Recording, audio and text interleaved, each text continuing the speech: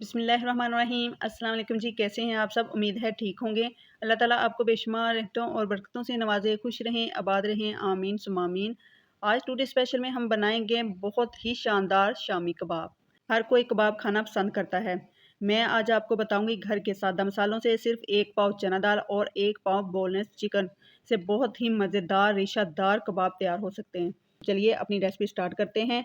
कबाब बनाने के लिए जो मैंने यहाँ चीज़ें ली हैं वो ये हैं। 1 पाव दाल जिसको मैंने बहुत अच्छे से धोकर 2 घंटे पहले भिगोया है।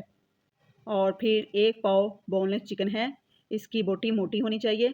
इसको मैंने अच्छे से धो लिया है।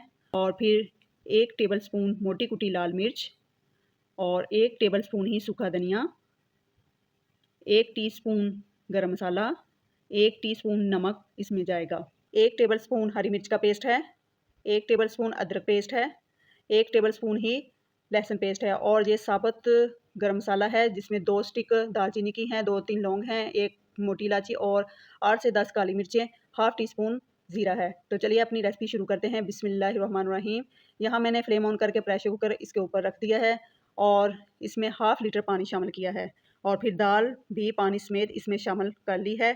ये पानी भी हाफ़ लीटर इस दाल में मौजूद है। फिर इसमें चिकन शामिल कर देंगे और साथ ही सारे के सारे मसाले ऐड कर देंगे। खुश्क मसाले भी इसमें ऐड कर दिए और मिक्स करेंगे। हम इसमें कोई भी शामी कबाब मसाला वगैरह शामिल नहीं कर रहे, तो इसलिए इसमें 1 टेबलस्पून लेमन जूस ज़रूर शामिल करेंगे।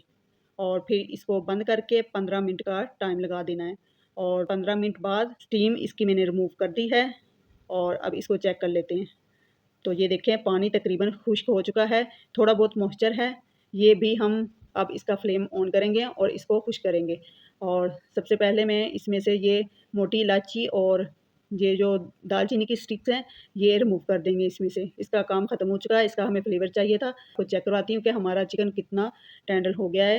ये देखें दाल भी हमारी चम्मच की मदद से इस तरह मैश हो रही है। कबाब का मसाला तभी परफेक्ट बनता है जब ये चिकन और दाल दोनों अच्छे से गले हों और इसमें पानी मौजूद ना हो। इसमें थोड़ा बहुत मॉइस्चर है तो इसलिए मैंने इसका फ्लेम ऑन किया हुआ है।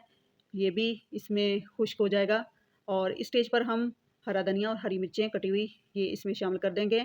अब इस मसाले को हमने पीसना है। तो यहाँ पे मेरा मिक्सचर कम है इसलिए मैं इस डंडे की मदद से इसी बर्तन में इस मसाले को पीस लूँगी और ये बहुत आसानी से मसाला पीस जाएगा। निकालने को तो हम मशीन में से भी ये मसाला निकाल लेते हैं, लेकिन जब मशीन से मिक्सचर निकाला जाता है तो वो बिल्कुल ही सॉफ्ट हो जाता है। इस तरह से हम जब बनाएँगे तो रेशेदार कबाब बनते हैं और इसका जायका भी बिल्कुल डिफरेंट होता है। इस मसाले का पानी खुश्क होने पर मैंने इसका फ्लेम बंद कर दिया है और सही परफेक्ट मसाला तैयार होने की निशानी ये है कि मसाला डंडे के साथ चिपकेगा। ये देखें इस तरह से। अब ये मसाला हमारा तैयार हो गया है। अब इसके कबाब तैयार करेंगे। इसमें थोड़ा-सा मसाला रखा और फिर इसको दबा-दबा कर प्रेस करेंगे और ये देखें बड़ी ही आसानी से कबाब की शेप बन जाती है। अच्छा जी, यहाँ पर भी एक बात नोट कर लें कि मसाले को अच्छे से प्रेस करना है ताकि इसके अंदर हवा ना रह जाए और कबाब के कोने टेढ़े-मेढ़े ना हों। अगर आपके कबाब के कोने टेढ़े-मेढ़े होंगे तो इसकी वजह से कबाब खुलने का खदशा होता है। इससे कबाब तो जो ख़राब होंगे ही, ऑयल भी ख़राब हो जाता है यानी काला हो जाता है और जब दूसरी दफ़ा में इस ऑयल में हम कबाब डालते हैं तो कबाब की लुक काली हो जाती है। तो ऐसे कबाब तो अच्छे नहीं लगते। इसलिए आप इस बात को कबाब बनाते हुए ज़रूर मद्देनज़र रखें। यहाँ मैं इसी तरीके से ये सारे कबाब तैयार कर लूँगी और फिर मैं आपको दिखाती हूँ। हाँ जी, यहाँ पे मैंने सारे कबाब तैयार कर लिए हैं। 1 पाव दाल और 1 पाव चिकन से ये देखें कितने ढेर सारे कबाब तैयार हो गए हैं। तो चलें हम इन कबाबों को फ्राई करते हैं। यहाँ मैंने फ्लेम ऑन करके एक फ्राई पैन में 1 कप ऑयल डाल लिया है। ये गर्म हो जाए तो तब तक हम अंडा फेंट लेते हैं। इसको बहुत अच्छे से फेंटना है। इससे क्या फ़ायदा होगा ये मैं आपको आगे बताऊँगी। बस आपने अंडा इतना फेंटना है कि ये यकजान हो जाए। अब अंडे में कबाब को डिप करके फ्राई करेंगे और हम शैलो फ्राई कर रहे हैं। कबाब फ्राई करते वक्त फ्लेम की आंच नॉर्मल होनी चाहिए। जब एक तरफ से गोल्डन ब्राउन हो जाए तो फिर इसकी साइड चेंज कर देनी है। हमने इसको दोनों तरफ से गोल्डन ब्राउन करना है और 5 से 6 मिनट में ये फ्राई हो जाते हैं। तो ये देखिए कितने अच्छे कबाब गोल्डन फ्राई हो रहे हैं। अब मैंने कबाब की साइड चेंज कर दी है। अब सिर्फ 2 से 3 मिनट लगेंगे और ये कबाब फ्राई हो जाएंगे। तो ये देखें ये कबाब फ्राई हो चुके हैं। मैं इसको एक प्लेटर में निकालूंगी। आप इसकी लुक देख सकते हैं, कितनी ज़बरदस्त लुक आई है इन कबाबों की। अब फिर से उसी ऑयल में हम कबाब फ्राई करते हैं। आप देख सकते हैं कि हमारा ऑयल अभी तक तो बिल्कुल साफ़ है। ये इसलिए कि हमारा कोई भी कबाब नहीं फटा। हमने इसके मिक्सचर में बाइंडिंग के लिए कोई अंडा या ब्रेड क्रम्स भी शामिल नहीं किए, फिर भी ये हमारे कबाब बहुत ज़बरदस्त बने हैं।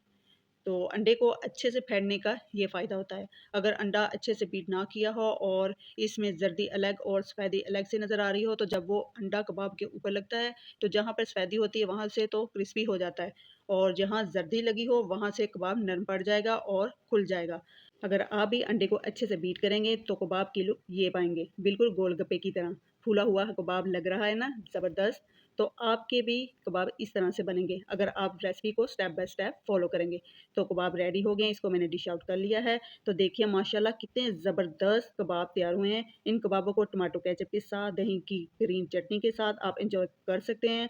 इसके अलावा बर्गर में, पराठा या पुलाव के साथ खाने में बहुत टेस्टी लगते हैं। बच्चों को लंच बॉक्सेस में भी डाल के दे सकते हैं। तो अब मैं कबाब तोड़कर अंदर से चेक करवाती हूँ। तो ये देखिए माशाल्लाह से किस कदर रेशादार कबाब तैयार हुए हैं और ये खाने में तो बेहद मज़ेदार हैं। मुझे यकीन है आज की रेसिपी आपको अच्छी लगने वाली है। मिलते हैं नेक्स्ट वीडियो में। अल्लाह हाफ़िज़।